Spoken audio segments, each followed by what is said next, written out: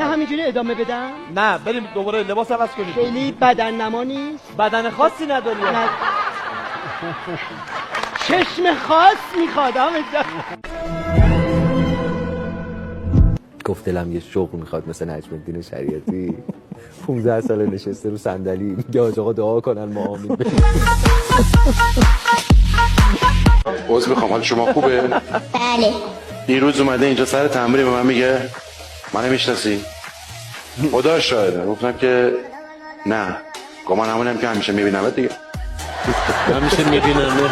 فکر میکرد منم اون برای اینو میبینم. اینقدر جدی گفت من احساس کردم من چقدر خرم اینو نمیشناسم. من چرا نمیشه؟ مثلا اختلاف طبقاتی رو تو جامعه در 2 تا کلمه فهمیدم.